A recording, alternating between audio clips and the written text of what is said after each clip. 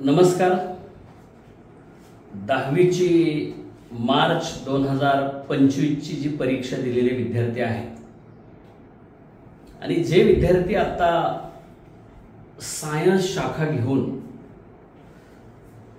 पुढील 2 वर्षांमध्ये आपलं करिअर करू इच्छितात, त्या सर्व विद्यार्थ्यांसाठी, त्यांचे पालक यांच्यासाठी विज्ञान शाखेनंतर शिक्षणाच्या वेगवेगळ्या संधी, त्यासाठी करावयाचा अभ्यास आणि त्यासाठी घ्यावयाची मेहनत, त्याचं नियोजन आणि त्यातून मिळणारं यश, यासाठी मी प्राध्यापक डॉक्टर भारत खराटे, चाटे शिक्षण समूह कोल्हापूर विभागाचा संचालक, तुम्हा सर्व विद्यार्थी पालकांना आज हा संवाद साधतो आहे. मित्रहो, तुम्ही 10वी पर्यंत एका विशिष्ट पद्धतीने अभ्यास केलेला होता, ज्याच्यामध्ये तुमचं शालेय शिक्षण, ज्याच्यामध्ये तुमचं व्यक्तिमत्व विकास, म्हणजे नर्सरी टू फर्स्ट या इयत्तांमध्ये तुम्हाला अगदी बोटाला धरून आईबाबांनी, शिक्षकांनी, शाळेतल्या आपल्या मावशींनी धरून नेलं. तुम्ही रडलात, तुम्ही शाळेत कधी गेला नाही, आणि मग तिथून तुमचा जो प्रवास सुरू झाला, दॅट जर्नी, तो प्रवास आज पूर्ण करून 10वी पर्यंतची तुमच्या शिक्षणातली 16 वर्ष तुम्ही जी पूर्ण केली, त्याबद्दल तुमचं सन्माननीय चाटे सर आणि सर्व चाटे परिवारातले सर्व पालक, विद्यार्थी, टीचिंग, नॉन टीचिंग स्टाफ यांच्या वतीनं मी प्रथमतः खूप खूप अभिनंदन करतो. कारण ती वर्ष, ते सगळं अभ्यासाचं आणि याचं नियोजन हे तुम्ही अतिशय मेहनतीनं, जिद्दीनं केलेलं आहे. या प्रवासामध्ये तुम्हाला ज्या ज्या घटकांनी सहकार्य केलं, ते सर्व घटक टीचिंगचे असतील, नॉन टीचिंगचे असतील, तुमचे पॅरेंट्स असतील, रिलेटिव्ह असतील, ज्यांनी ज्यांनी तुम्हाला मदत केली त्यांचं सुद्धा अभिनंदन. कारण तुम्हाला जे काही आता भविष्यात पुढचं शिक्षण घ्यायचंय, तुम्ही 10वीच्या आता रिझल्ट लागल्यानंतर तुम्हाला मार्क्स कळणार आहेत आणि मग एक तुमची वेगळी आयडेंटिटी समोर येणार आहे. तुमचा शैक्षणिक जीवनपट लिहिला जाणार आहे. कारण एज्युकेशनल बायोडाटा जो असतो त्याच्यामध्ये 10वीचे गुण, 12वीचे गुण आणि मग ग्रॅज्युएशन आणि असं तो क्रम असतो. आणि म्हणून तुम्ही सगळे विद्यार्थी जे निकालाची वाट पाहत आहात, त्यासाठी तर तुम्हाला बेस्ट लक आहेच, परंतु तुम्ही आज ज्या करिअरच्या चॉईसकडे बघता आहात, काही मुलांनी नो डाऊट ऑलरेडी चाटेत ऍडमिशन घेतलेली आहे, 11वी 12वीचा अभ्यास सुरू केलेला आहे, सायन्स शाखेतला ग्रुप सिलेक्ट केलेला आहे, इंजिनिअरिंगला जायचं, मेडिकलला जायचं, IITला जायचं, त्यांचा तो मार्ग सुरू झाला आहे. बरेचसे विद्यार्थी अजून असे की दे आर इन कन्फ्युजन.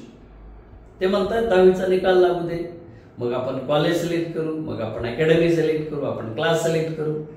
मित्रहो, तुम्हाला माहिती असलं पाहिजे की 10वी पर्यंतच्या अभ्यासाची जी पद्धत होती, 10वी पर्यंतचा जो अभ्यासक्रम होता, या अभ्यासक्रमामध्ये जे काही विषय होते त्यात तुम्ही बघितलं की तुम्हाला पर्टिक्युलरनेस होता. भाषा विषय होते, सायन्स होतं, मॅथ्स होतं. या सगळ्या विषयांमध्ये तुम्हाला काही गोष्टी समजल्या नाही तर तुम्ही त्या पाठ केल्या, लक्षात ठेवल्या आणि परीक्षेत लिहिल्या. कदाचित आत्ता परीक्षा दिलेल्या सगळ्या मुलांची पुन्हा परीक्षा घेतली तर जेवढे गुण आता झालेल्या परीक्षेत मिळणार आहेत तेवढे गुण मिळणार नाहीत. त्याचं कारण ते इंटेन्शन, तो रेपो आता गेला. आता तुम्ही कम्प्लिटली पुढच्या ट्रान्समध्ये गेलेला आहात आणि म्हणून 2025-26 आणि 26-27 या 2 वर्षातल्या टेंटेटिव्ह तुम्हाला मिळणाऱ्या 20 ते 22 महिन्यांचं चाटेमध्ये पर्टिक्युलरली जे 2 वर्षांचं प्लॅनिंग असतं, ती आमची त्याची ब्ल्यूप्रिंट तयार असते, ज्याच्यामध्ये पूर्ण 11वीत किती परीक्षा, किती सराव, किती काम करायचं, त्याच्यानंतर 12वीचं कधी सुरुवात होणार, 12वीत किती वर्क करायचं, ही पूर्ण प्लॅनिंग तयार असते. या प्लॅनिंग मध्ये तुम्हाला वेगवेगळ्या ज्या परीक्षा द्यायच्या, पर्टिक्युलरली मी आज गायडन्स करताना सायन्स ब्रांचच्या करिअर बद्दल बोलतोय, ज्यातनं ऑल इंडिया लेवलची मेडिकल ब्रांचची नीट परीक्षा आहे, national eligibility cum entrance test, JEE आहे इंजिनिअरिंगसाठी, JEE mains for getting the topmost all India level engineering colleges and qualification for JEE advance, joint engineering entrance test. त्याच्यानंतर जेई ॲडव्हान्स म्हणजे IIT, NITच्या आणि IIITच्या प्रवेशासाठीची परीक्षा. MSTCET महाराष्ट्रातल्या सगळ्या इंजिनिअरिंग, ॲग्रिकल्चरल, फार्मसी किंवा इतर तत्सम कोर्ससाठीची परीक्षा, विशेषतः ह्या 3 परीक्षा. त्याच्याशिवाय नॅशनल लेवलच्या बेसिक सायन्सेस मधल्या आयसर, नायझर, त्याच्यानंतर नाटा, त्याच्यानंतर AFMC किंवा इतर ज्या काही स्पर्धा परीक्षा आहेत, बिट्सची परीक्षा आहे, VITची परीक्षा आहे, आता आर्टिफिशियल इंटेलिजन्सच्या वेगवेगळ्या परीक्षा आणि कोर्सेस आलेले आहेत. या सगळ्या कुठल्याही कोर्सला तुम्हाला नॅशनल लेवलच्या किंवा इंटरनॅशनल लेवलच्या जायचं आहे, त्याच्यासाठी तुम्हाला डे फर्स्ट पासूनचं प्लॅनिंग करायचं.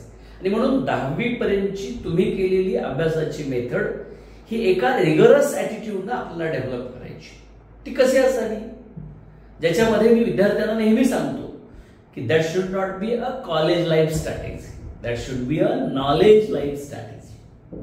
चाटेतल्या प्रत्येक मुलाला मी सांगतो की this is a life you should enjoy as far as study and academic performance is concern, ज्याला आम्ही नॉलेज लाईफ म्हणतो.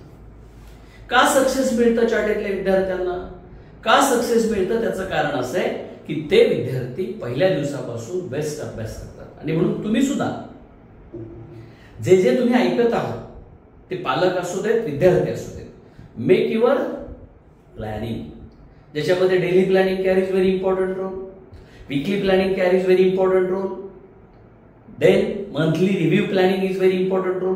कारण आता 11वी 12वीत अभ्यास करताना आपल्याला बोर्डाचा पॅटर्न तर आहेच, ज्याच्यामध्ये इंग्लिश आहे, सेकंड लँग्वेज आहे किंवा व्होकेशनल सब्जेक्ट आहे, physics chemistry compulsory to all, mathematics bio तुम्ही दोन्हीही घेऊ शकता किंवा तुम्हाला तिथे चॉईस आहे, आयदर तुम्ही बायो घ्या किंवा मॅथमॅटिक्स. इंजिनिअरिंगच्या कोणत्याही तुम्हाला परीक्षांना जायचं असेल तर फिजिक्स केमिस्ट्री मॅथचा स्टडी तुमचा त्या ग्रुपवर कॉन्सन्ट्रेट करून, फोकस करून, त्याचं टाइम मॅनेजमेंट करून तुम्हाला करायचं आहे. मेडिकलमध्ये तुम्हाला फिजिक्स केमिस्ट्री आणि बायो याला फोकसिंग करायचं आहे, त्याला टार्गेटिंग करायचं आहे, त्याची मेथडॉलॉजी समजून घ्यायची आहे. बोर्ड परीक्षा हा क्वालिफाय एक्झामचा क्रायटेरिया आहे, ज्याच्यामध्ये बघा जसं जेई मेन्सला तुम्ही क्वालिफाय झाला आणि जेई ॲडव्हान्सला तुम्हाला IIT किंवा इतर परीक्षांसाठी सिलेक्शनसाठी जायचं आहे, तिथं 75% बोर्डाच्या परीक्षेत मार्क लागतात. तुम्ही रिझर्व कॅटेगरीत असाल तर थोडीशी कमी लागतात. कहने का मतलब जो भी आपको बनना है वो आपको डिसाइड करना है, आपको उसको ड्रीम मार्कशीट बोल के प्लॅनिंग में लाना है. नीट लक्षात घ्या. व्हॉट इज दॅट, बोर्ड एक्झामचा क्रायटेरिया समजून घेणं, आणि तुम्हाला मेडिकलला जायचं असेल तर नीट, ज्याच्यामध्ये फिजिक्स केमिस्ट्री 50% वेटेज आहे. नीट लक्षात घ्या. 90 प्रश्न, 360 मार्क्स, 720 मार्कांची 720 मार्क्सची नीट एक्झाम असते.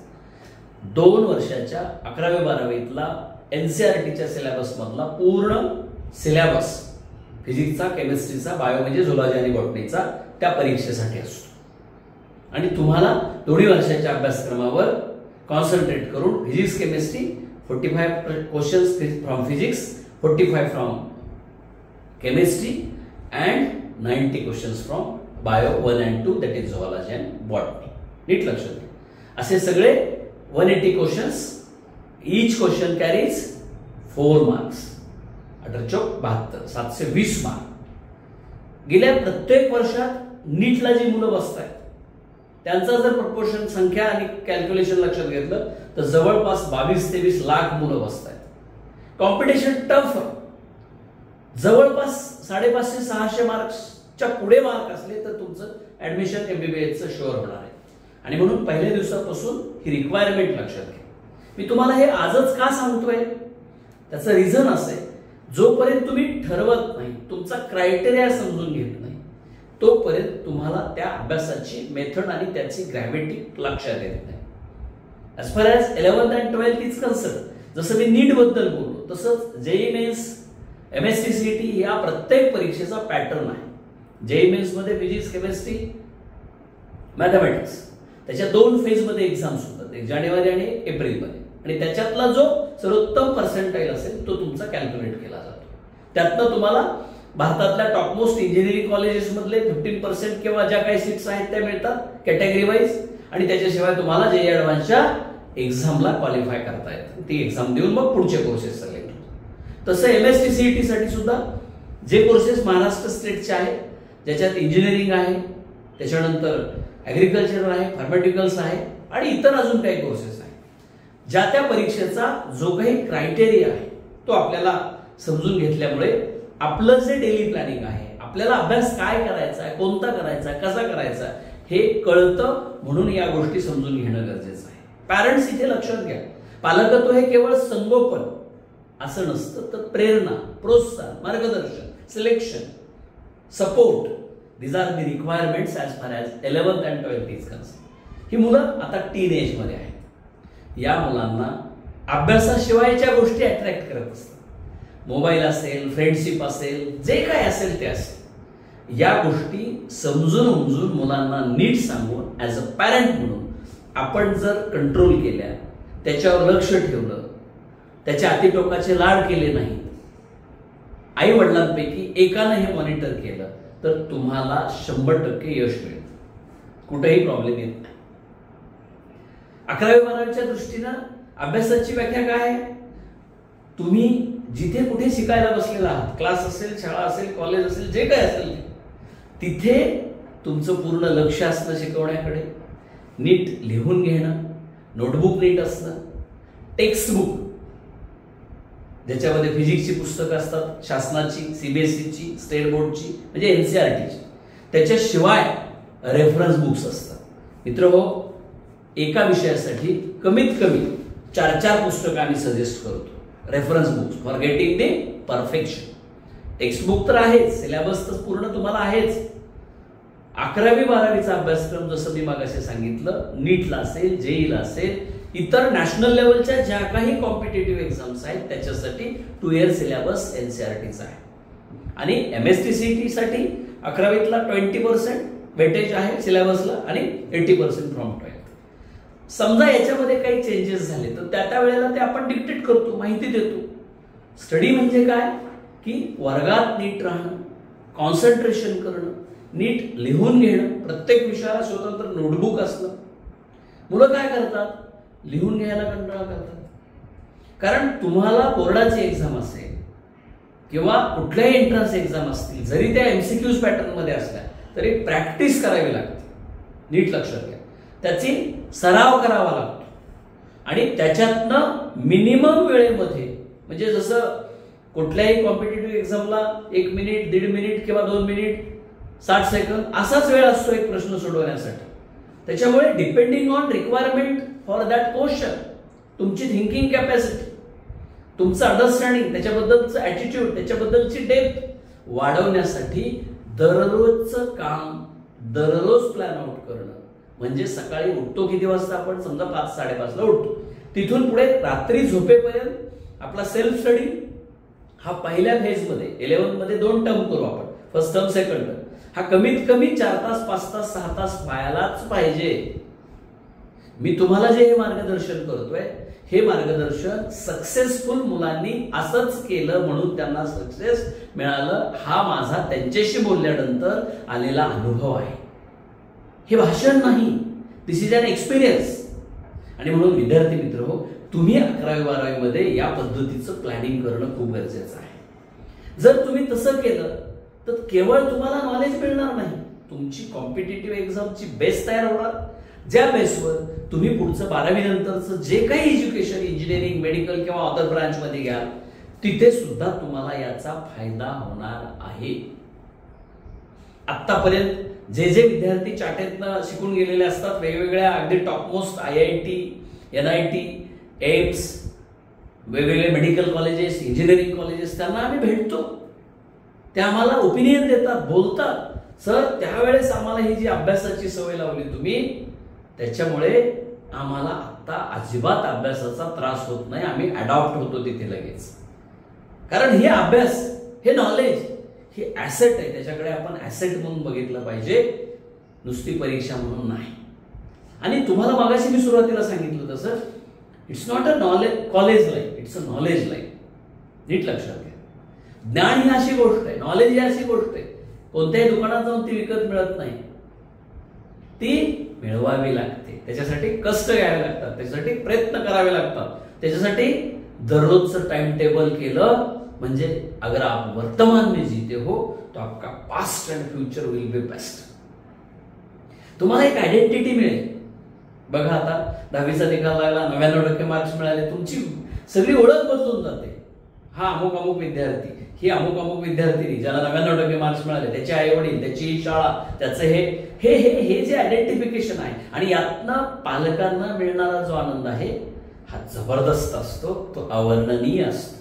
आणि म्हणून विद्यार्थी मित्र हो, तुम्ही 11वी-12वीच्या विज्ञान शाखेमध्ये जे काही प्लॅनिंग करत आहात, may be for engineering, may be for medical, जसं आम्ही चाटेमध्ये प्रत्येक गोष्टीकडे लक्ष देतो.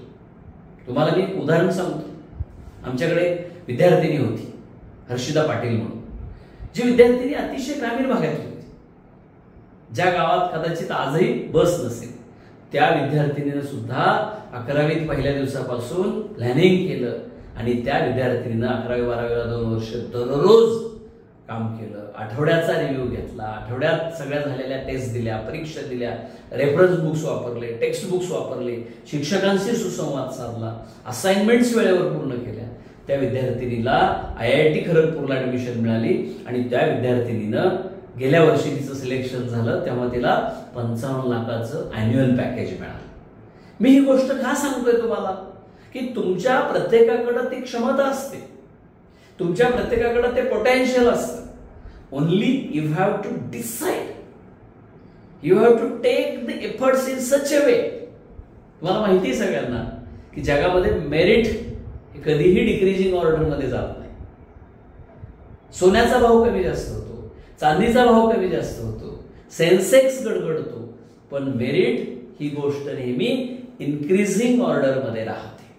आणि म्हणून विज्ञान शाखा ही तुमच्यासाठी for becoming a meritorious personality म्हणून तुम्ही त्याच्याकडे बघा. सायन्स ब्रांचला मॅक्सिमम मुलं का जातात? That is the reason, because number of opportunities in front of you, आणि त्या अपॉर्च्युनिटीज तुम्हाला मिळवायच्या आहेत. म्हणून what is meant by study, मी काय सांगितलं की try to understand at the time of teaching, then write it, read it and practice it. That is depending on examination pattern. Maybe descriptive matter, maybe objective matter, no problem. कारण basically तुम्ही definition शिकतात, तुम्ही equation सोडवतात, derivation सोडवतात, तुम्ही numerical सोडवतात, तुम्हाला knowledge मिळतंय. तुमच्या बुद्धिमत्तेचा विचार करून, तुमच्या वयाचा विचार करून सगळा अभ्यासक्रम असतो. पण कुणाला सोपा असतो, कुणाला तो जमतो, those who are in particular manner, regular manner. नीट लक्षात घ्या. That's why I am trying to told you, मी तुम्हाला त्याच्यासाठी सांगतोय की daily planning is very important. If your daily planning is perfect means अगर आप वर्तमान में जीते हो तो आपका past and future will be best, if I am not wrong. कारण उद्या तुमचा आजच्या कामावर ठरतो. आणि म्हणून पॅरेंट्स आर रिक्वेस्टेड की तुम्ही ही गोष्ट नीट लक्षात घ्या की आपल्या पाल्याचा आपल्याला फ्युचर बनवण्यासाठी आपण इथे काम करतोय, डेली काम करतोय. मग आठवड्यामध्ये साधारणतः 7 दिवस आहेत, त्यातला 3 दिवस तुम्ही सोमवार, मंगळवार, बुधवार हा झालेल्या मागच्या आठवड्यातल्या अभ्यासाला रिव्हिजनला द्या. पुढच्या आठवड्यातला जो काही, जसं चाटेत वीकली टेस्ट असतात, मिडल टेस्ट असतात, त्या युनिट टेस्ट असतात, MCQच्या असतील, हाफ लेंथच्या असतील, क्वार्टरली असतील, फुल लेंथच्या असतील, जसं आम्ही ते प्लॅनिंग करतो त्याच वेळेला तुम्ही सुद्धा प्लॅनिंग करा. आणि त्याच्यामुळे दर आठवड्याचा अभ्यास त्या वेळेला पूर्ण होतो, त्यातल्या चुका लगेच कळतात आणि आपल्याला परफेक्शन करता येतं. म्हणून daily planning and weekly planning is very important. दर महिन्यात जे तुम्ही वर्किंग ठरवलेलं आहे, फिजिक्सचं असेल, केमिस्ट्रीचं असेल, मॅथमॅटिक्सचं असेल, बायोलॉजीचं असेल, त्या वेळेला पूर्ण करायचं. कारण पुढे जसं जसं आपण जातो तसं तसं अभ्यासक्रम मात्र तेवढाच असतो, वेळ कमी होत जात असतो, नीट लक्षात घ्या. आणि म्हणून आपल्याला काळ, काम आणि वेग याचं गणित घालावं लागतं. काळ means time which is in your hand for 2 years. Then work, that is a study. How many subjects, then what is syllabus किती आहे, एक्झाम किती आहे, सराव किती करायचा आहे, असाइनमेंट्स किती सोडवायच्या, दररोज सेल्फ स्टडी किती तास करायचा आहे, दॅट इज आपल्याला डिसाईड करावं लागेल. आणि त्याच्यासाठीची आपली प्लॅनिंग, जी स्पीड त्याच्यासाठीची पहिल्या दिवसापासून आपल्याला कंट्रोलमध्ये ठेवायला लागते. म्हणजे काय होतं, कधीही अभ्यासाचं टेन्शन येत नाही, अभ्यास मागे पडत नाही, आणि आपण एक्सपेक्टेड जे काही आपलं ड्रीम असतं, जे काही आपल्याला मार्क्स मिळून त्या कोर्सला जायचं असतं, जो कट ऑफ म्हणतो त्याला आपण. आणि साधी गोष्ट आहे, तुम्ही ज्या कॅटेगरीत येता, if you are belonging from open category, if you are belonging from reserve category, you should last 2 वर्ष, म्हणजे आता 25चं कट ऑफ आणि 26चं कट ऑफ, ह्या 2 वर्षाचं जे कट ऑफ आहे ते तुमचं त्यात थोडीशी 10% 15% वाढ करून तुम्हाला ड्रीम मार्कशीट तयार करावी लागेल. म्हणजे समजा या वर्षी आणि पुढच्या वर्षी मेडिकलला महाराष्ट्रातल्या गव्हर्नमेंट मेडिकल कॉलेजला 650ला ऍडमिशन मिळाली, तर त्याच्या पुढे 10 मार्क त्याच्यात ऍड करून तुम्हाला त्या ड्रीम मार्कशीटकडे म्हणजे टार्गेटकडे बघावं लागेल. कारण हे कट ऑफ तिथं सीट किती आहे, ऍस्पिरंट्स किती आहेत याच्यावर ठरतं त्या वर्षी. आणि म्हणून आपल्याला त्याच्या अवेअरनेसमध्ये राहावं लागतं, पालकांना त्याच्या अवेअरनेसमध्ये राहावं लागतं. तुम्ही म्हणजे पालक, विद्यार्थी आणि शिक्षक, वी पीपल, याचा समन्वय असणं, कोऑर्डिनेशन असणं, एफर्ट्स घेणं, ते जर व्यवस्थित असेल तर आपलं केलेल्या कामाचं रूपांतर एका चांगल्या यशामध्ये होतं. जेव्हा ही सगळी मुलं वेगवेगळ्या इन्स्टिट्यूट मधले शिकायला गेलेले चाटेतले विद्यार्थी आम्हाला भेटतात, तेव्हा ते सांगतात, मागाशी मी तुम्हाला बोललो की सर आम्ही त्यावेळेस एफर्ट्स घेतले, त्यावेळेस आम्हाला डिसिप्लिन मिळाली, हे सगळं आमचं कन्स्ट्रक्शन बेस्ट झालं, बेस पक्का झाला, म्हणून आज आम्ही इथे आहोत. Not only graduation level as well as post graduation level, they are performing well because they have a knowledge attitude, they have a good thinking. त्यांचा अभ्यासाचा तो त्यांना आज मुद्दा पुढे घेऊन चाललेला आहे. असं होतं का विद्यार्थी मित्र आणि पालक की आपण उगी टाळून केली, कमी अभ्यास केला आणि जेईच्या, नीटच्या किंवा इतर काही परीक्षांमध्ये सक्सेस मिळालं? That never happens. तसं नाही होत. उलट पक्षी आपण अभ्यास खूप करतो पण म्हणावं तेवढं यश मिळत नाही. नीट लक्षात घ्या. यशस्वी होण्यासाठी परिश्रम, पराकाष्ठा. सुरेश भटांनी जसं सांगितलं की आयुष्य छान आहे, थोडं लहान आहे, रडतोस काय वेड्या, लढण्यात छान आहे. आपल्याला 2 वर्ष कसोटीनं काम करायचंय, जिद्दीनं काम करायचंय. पुढे सुरेश भट असं म्हणतात, काट्यातही फुलांची झुलती कमान आहे, उचलून घे हवं ते दुनिया एक दुकान आहे. सुखासाठी कधी कधी रडावं लागतं तर कधी कधी हसावं लागतं, कारण सुंदर धबधबा बनायला पाण्यालाही उंचावरून खाली पडावं लागतं, पाण्यालाही उंचावरून खाली पडावं लागतं. कहने का मतलब, you have to take the efforts, you have to do the work in such a way की तुम्हाला स्वतःला वाटलं पाहिजे मी कमी पडलो नाही, मला मदत करणारे घटक कमी पडले, आणि दॅट कॉन्फिडन्स तुम्हाला सक्सेस देत असतो. मित्रहो, गेल्या वर्षी जेई मध्ये भारतात फर्स्ट आलेल्या विद्यार्थ्यांची मी मुलाखत घेतली. त्या विद्यार्थ्याला विचारलं मी, तू जेई मध्ये फर्स्ट आला, काय वाटतं तुला? त्यांना अनेक गोष्टी सांगितल्या. तो स्टेट बोर्डचा विद्यार्थी होता, कॉन्फिडंट होता. त्यानं शिक्षकांनी सांगितल्याप्रमाणे दररोज 5 तास 6 तास काम केलं. फिजिक्स, केमिस्ट्री, मॅथमॅटिक्स, सीबीएसईचा एनसीईआरटीचा सिलेबस अडॉप्ट केला. 10वीतून 11वीत जाताना 8वी 9वी 10वीची सीबीएसईची पुस्तकं घेतली. त्यातल्या definitions, laws, equations, dimensions, unit म्हणजे व्याख्या, नियम, सूत्र, शास्त्रीय कारण, स्थिर किमती ह्या रिवाईज केल्या. म्हणजे त्याला असं नाही केलं की एनसीईआरटीचा सिलेबस आहे मला ते झालेलं नाही. त्यानं काय केलं की त्या सगळ्या गोष्टी रिवाईज केल्या, वाचल्या आणि त्यानं स्वतःला अपग्रेड केलं आणि त्या 11वी 12वीच्या सिलेबस सोबत अडॉप्ट झाला. दररोजचं काम केलं, परिश्रम घेतले. त्याच्या आई वडील शेतकरी असल्यामुळे त्याला त्यांच्याकडनं तर काही फार अपेक्षा नव्हती गायडन्सची, पण ज्यांनी गायडन्स दिलं ते व्यवस्थितपणे अडॉप्ट करत त्या मुलांना अभ्यास केला दररोज 5 तास 6 तास 7 तास. आणि मित्र हो, परिणाम असा झाला की हा विद्यार्थी जेईई मेन्स मध्ये देशात पहिला आला.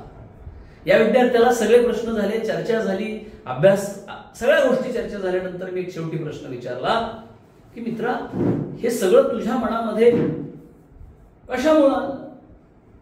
त्याला जे उत्तर दिलं that is very important for you people as well as me. खूप महत्वाचं उत्तर आहे ते. त्यानं सांगितलं माझे आई वडील कष्ट करतात, शेतात राबतात, आम्हाला काही फार मोठी जमीन नाही वगैरे वगैरे, आणि माझ्या आई वडिलांच्या हातावर काम करताना जे वण आहेत, घटे आहेत, हे मला नेहमी डोक्यात राहतात. मला नेहमी असं वाटतं की माझ्या आई वडिलांनी जे कष्ट केलं हे मी सक्सेसमध्ये रूपांतरित करावं आणि मी चांगलं पुढचं लाईफ आई वडिलांना द्यावं. या प्रेरणेनं माझ्या मनामध्ये नेहमी एक दृढ निश्चय तयार झाला, आत्मविश्वास तयार झाला आणि मी ठरवलं की मला या संधीचं सोनं करायचं. मित्र, जर तो एका ग्रामीण भागातला विद्यार्थी हे करू शकतो, तुम्ही सर्व विद्यार्थी नीट विचार करा. स्वतःला प्रश्न विचारला, 10वी पर्यंत आपण काय काय केलं, कुठे कमी पडलो, आपला अभ्यास कसा झाला, आणि जर काही चुका झाल्या असतील तर त्या सुधारा. आणि आता 11वी 12वीत मात्र मनामध्ये निश्चय करा की येस, मला देश पातळीवरच्या, नॅशनल लेवलच्या, स्टेट लेवलच्या, इंटरनॅशनल लेवलच्या इंजिनिअरिंग, मेडिकल, बेसिक सायन्सेस ज्या काही अपॉर्च्युनिटीज आहेत त्या अपॉर्च्युनिटीजमध्ये मला जायचं आहे, तिथं शिक्षण घ्यायचं आहे. मला माझ्या आई वडिलांचा, कुटुंबाचा, माझ्या शिक्षकांचा, माझ्या शाळा कॉलेजचा नावलौकिक करायचा आहे. यश हे फक्त शॉर्टकटनं मिळतं का कधी बघा, लक्षात ठेवा, अजिबात नाही. यश हे नेहमी मेहनतीनं, सातत्यानं, योग्य मार्गदर्शन घेतल्यानं, चांगल्या लोकांच्या, अभ्यासू वृत्तीच्या लोकांच्या सानिध्यात आल्यानं. आम्ही नेहमी, विशेषतः चाटे सर जे सांगतात की योग्य मार्गदर्शन, सातत्यपूर्ण नियोजन, कठोर परिश्रम हाच उज्ज्वल यशाचा राजमार्ग असतो. हे वाक्य बघा, सरांनी 38 वर्षापासून मुलांना सांगितलं की जे आज महाराष्ट्रातल्या कित्येक विद्यार्थ्यांनी अडॉप्ट केल्यामुळे चाटे ग्रुप ऑफ एज्युकेशन तयार झाला. नीट लक्षात घ्या. आज इंजिनिअरिंगला लागलेल्या मुलांची संख्या 25 ते 30 हजार आहे. मेडिकलला गेलेल्या विद्यार्थ्यांची 16-17 हजार आहे. त्याच्यामध्ये मग MBBS आहे, BAMS आहे, BDS आहे, BHMS आहे, सगळे कोर्सेस आहेत मेडिकलचे. त्याच्यानंतर IIT किंवा इतर कोर्सला गेलेल्या विद्यार्थ्यांची संख्या 600-700 आहे. कॉम्पिटेटिव्ह एक्झाम मध्ये UPSC सारख्या, MPSC सारख्या परीक्षेमध्ये सक्सेस झालेल्या विद्यार्थ्यांची संख्या 100च्या पटीत आहे. मी हे का तुम्हाला सांगतोय की तुमच्यासारख्याच विद्यार्थ्यांनी चाटेमध्ये आमच्यासारख्या मार्गदर्शकासोबत राहून हे यश मिळवलेलं आहे. तुमच्या 11वी 12वीतला तुमचा मार्गदर्शक हा अतिशय महत्वाचा असतो. चाटे हे असे एकमेव नाव आहे, एकमेव ब्रँड आहे की जिथं मुलांना ह्या सगळ्या गोष्टी गेली 38 वर्ष आमचा समूह, मग 11वी 12वी आमचं इंटिग्रेटेड अकॅडमी कॉलेज असेल, आमचे क्लासेस असतील, आमचं स्कूल प्लस कॉलेजचं कॉम्बिनेशन असेल, इथे मिळतं आहे मुलांना. आम्हाला आनंद या गोष्टीचा आहे की विद्यार्थी जी फीस देतात त्यापेक्षा विद्यार्थी जी वेळ देतात, कष्ट करतात आणि त्यांच्यासोबत या संस्थेचं नाव, उज्ज्वल यशाची परंपरा राखतात. That is our pride. Note it very carefully. आणि म्हणून विद्यार्थी मित्र हो, तुम्ही 10वी पर्यंतच्या अभ्यासात आणि 11वी 12वीच्या अभ्यासातला फरक लक्षात घ्या.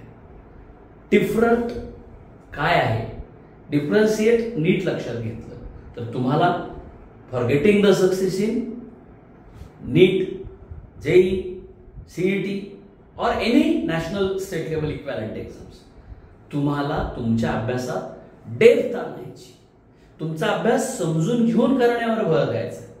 तुम्हाला रेग्युलर प्रॅक्टिस करून अभ्यास करायचा, नुसतं पाठांतर करायचं नाही. काही आवश्यक गोष्टी त्या तुम्ही पाठ केल्या okay, but maximum things, knowledge जे आहे ते तुम्हाला समजून घेऊन, म्हणजे कसाही प्रश्न विचारला तरी तुम्ही त्याचं उत्तर करेक्ट करू शकता, गोल करू शकता. यावर्षी नीटची जी परवा परीक्षा झाली त्यानंतर काही विद्यार्थ्यांच्या मी मुलाखती घेतल्या. बरीच मुलं, फिजिक्सचा पेपर खूप अवघड होता, केमिस्ट्रीचा पेपर असा होता तसा होता, बायोचा असा होता तसा होता. मित्र, परीक्षा ही नेहमी तुम्हाला काय येत नाही हे बघण्यासाठी असते. नीट लक्षात घ्या. तुमची कॅपॅसिटी, पोटेन्शियल, नॉलेज, तुमचं ऍप्टिट्यूड, ॲटिट्यूड हे सगळं चेक करण्यासाठी असतं. आणि म्हणून आपल्याला नेहमी परीक्षेच्या सिस्टीमला ॲडव्हान्समध्ये न्यावं लागतं. ऍप्लिकेशन ओरिएंटेड स्टडी करावा लागतो, लॉजिकली थिंकिंग करावं लागतं. कारण आपण इंजिनियर बनणार आहोत, डॉक्टर बनणार आहोत, आपण वेगवेगळे सायंटिस्ट बनणार आहोत, म्हणजेच क्रिएटर बनणार आहोत.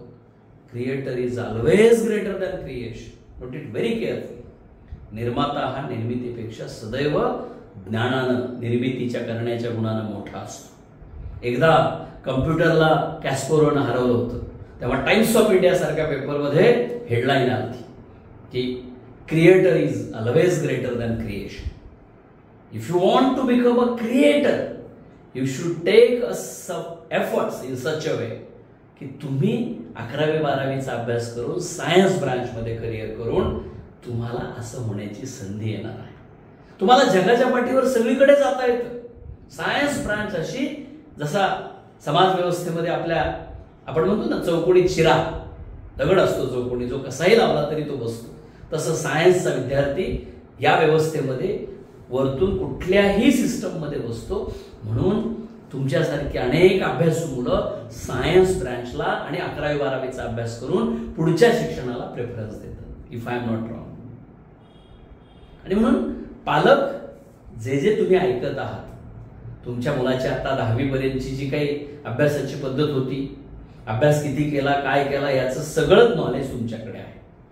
फक्त तुम्हाला त्याला करेक्ट ग्रुप सिलेक्ट, त्याच्यानंतर त्याचा मार्गदर्शन आणि त्याच्यासाठीची 2 वर्षाची स्ट्रॅटेजी जी मी मागापासून तुम्हाला सांगतोय ती तुम्हाला समजून घ्यायची आणि त्याच्या सोबत राहून ते काम करायचं. आईवडिलांपैकी एकानं निश्चित मॉनिटरिंग करणं गरजेचं आहे. मित्रहो, ज्या ज्या गोष्टींमध्ये तुमचा वेळ जातो, वेस्टेज टाइम जातो, तुम्हाला डिस्टर्बन्स होतो, मग सोशल मीडिया असू द्या, मोबाईल असू द्या, तुमची फ्रेंडशिप असू द्या, birthdays party, what ever it may be, त्या गोष्टी शक्यतो तुम्ही अवॉइड करा. Avoid aimless things, work with purpose करायला शिका. कारण तुम्हाला या एजमध्ये तुम्ही जे काही आत्ता 16-17 वर्ष केलं त्याचं एका यशामध्ये रूपांतरित करायचंय. आणि जेव्हा तुम्ही 27ची परीक्षा द्याल, वेगवेगळ्या एंट्रान्सला बसाल, तेव्हा तुम्हाला जे मिळणारं यश आहे हे एका फ्लाइंग स्कलरमध्ये असावं अशी माझी निश्चित अपेक्षा. आणि म्हणून डेली प्लॅनिंग, तुमचं ग्रुप सिलेक्शन, तुमचं ते करताना काही कन्फ्युजन असेल तर डिस्कशन विथ अस, आणि त्यासाठीचा डेली, वीकली, मंथली, क्वार्टरली हा जो काही प्लॅन आहे ज्याच्यामध्ये तुम्ही डेप्थमध्ये जात आहात, एक्झाम पॅटर्न समजून घेतलेला आहे, टेक्स्ट बुक रेफरन्स घेतलेले आहे, तुमची अभ्यासाची खोली व्यवस्थित तयार केलेली आहे. मित्रहो, मी नेहमी विद्यार्थ्यांना बोलताना, जसं आज तुमच्याशी संवाद साधताना हे मी तुम्हाला मुद्दाम चाटेचं ब्रॉचर दाखवतोय, प्रॉस्पेक्ट दाखवतोय. ह्याच्यावर जे फोटो आहेत हे कोणाचे आहेत? जे मुलं टॉपमोस्ट मेडिकलला, टॉपमोस्ट IITला, टॉपमोस्ट इंजिनिअरिंगला लागलेली त्या मुलांचे हे फोटो आहेत. त्यांनी कष्ट केली म्हणून त्यांचा फोटो चाटेतल्या आज सगळ्या महाराष्ट्रातल्या विद्यार्थ्यांसमोर जातो. याचा अभिमान जो त्यांना वाटतो, त्यातनं जे त्यांना एक स्फुरण मिळतं ते खूप मस्त असतं. आणि म्हणून तुम्ही सुद्धा या पद्धतीनं आमचा जो 2 इयर इंटिग्रेटेड प्रोग्राम आहे, 11वी-12वीचे कोर्सेस आहेत, जेईचे असतील, नीटचे असतील, सीईटीचे असतील किंवा इतर परीक्षांसाठी असतील, मी तर कित्येक मुलं अशी बघतोय की जी मुलं आता 11वी-12वीला सायन्स करून UPSCचं प्लॅनिंग करायला लागलेली आहे. त्याच्यात सुद्धा चाटेचे विद्यार्थ्यांनी आता कालच्या परवाच्या निकालामध्ये आपली यशस्वीता सिद्ध केलेली आहे. आणि म्हणून तुम्हाला जे काही 11वी-12वी सायन्स करून करायचंय त्याच्यासाठीच्या ह्या सांगितलेल्या गोष्टी नीट लक्षात घ्या. आणि तुमच्यापैकी ज्यांनी प्रवेश घेतलाय त्यांनी तर या पद्धतीनं सगळं प्लॅनिंग करून शिकायचंच आहे, करायचंच आहे. त्याच्याबद्दल तर आपण ब्रांच टू ब्रांच किंवा कॉलेज टू कॉलेज बोलतोच आहोत. परंतु ज्या विद्यार्थ्यांनी अद्याप प्रवेश आपला पूर्ण म्हणजे घेतलेला नाही चाटेतला, त्यांनी इमिजिएट प्रवेश घेतला पाहिजे आणि काम सुरू केलं पाहिजे. पालकांना माझं निवेदन आहे की तुम्ही 12वी नंतरच्या ज्या ज्या काही नॅशनल आणि स्टेट लेवलच्या एक्झाम्सचा रिझर्वेशन पर्टिक्युलरली तुम्ही फायदा घेऊ इच्छिता, OBC असेल, EWS असेल किंवा SC ST असेल, त्याच्याशी जे काही रिलेटेड डॉक्युमेंट्स असतात त्या डॉक्युमेंट्स हे तुम्हाला 11वीत तयार करायचे असतात आणि त्याचं व्हेरिफिकेशन करून ते संबंधित तुमच्या इन्स्टिट्यूटमध्ये वगैरे व्हेरीफाय करून द्यायचे असतात. कारण एसेन्शियल्स ह्या खूप महत्वाच्या आहेत. आणि जेव्हा तुम्ही हे सगळं कराल तेव्हा पालक म्हणून तुम्हाला त्या गोष्टींची निश्चित काळजी घ्यावी लागेल. कारण 11th आवरला बऱ्याच मुलांना नंतर त्याचं व्हेरिफिकेशन समाज कल्याणकडनं वगैरे झालेलं मिळत नाही. आपण 12वीत गेल्यावर बघू असं म्हणतो, तर तसं नाही. आणि 2 वर्ष तुमच्या ज्या काही गोष्टी आहेत, कौटुंबिक वेगवेगळे प्रोग्राम्स असतात, सहज पालक म्हणजे आई वडील किंवा त्याचे मोठे बहीण भाऊ म्हणतात चल रे आजच्या दिवसानं काय होतंय, आपण तेवढ्या वेळेनं काय होतंय, असं करत करत विद्यार्थ्यांना बऱ्यापैकी डिस्टर्ब करतो. पण हे मुलं असतात, यांना ह्या गोष्टीची ग्रॅव्हिटी नसते. मी नेहमी विद्यार्थ्यांना सांगतो की तुमचा अर्धा तास जरी वेळ गेला दररोज तरी महिन्याचे 15 तास जातात. 10 महिन्याचं अकॅडमिक इयर धरलं तर 150 तास जातात. 2 वर्षात 300 तास जातात. 300 आवर्सची किंमत अभ्यास करणाऱ्याला अतिशय महत्वाची असते. आणि म्हणून don't waste the time, because time is very precious for you people. So तुम्ही मगाशी मी म्हटलं तसं काळ काम वेग याचं गणित घाला. तुम्हाला 11वी 12वी सायन्सच्या 2 वर्ष व्यवस्थित तुमचं जे काही एक्सपेक्टेड ड्रीम आहे, may be in medical, may be in engineering, may be in IIT, may be in any other course as far as national and state level, तुम्हाला ते सक्सेस मिळेल. तुम्ही कोणत्याही तुमच्या पुढच्या करिअरसाठी चाटे जॉईन करा अशी मी तुम्हाला सगळ्यांना आवाहन करतो. आणि तुम्हाला सगळ्यांना पुढच्या तुमच्या एज्युकेशनल लाईफसाठी 11th 12th साठी शुभेच्छा देतो. तुम्ही या सगळ्या गोष्टींचं व्यवस्थित पालन करा, तुम्हाला सक्सेस मिळेल. Wish all the best. Have a nice day.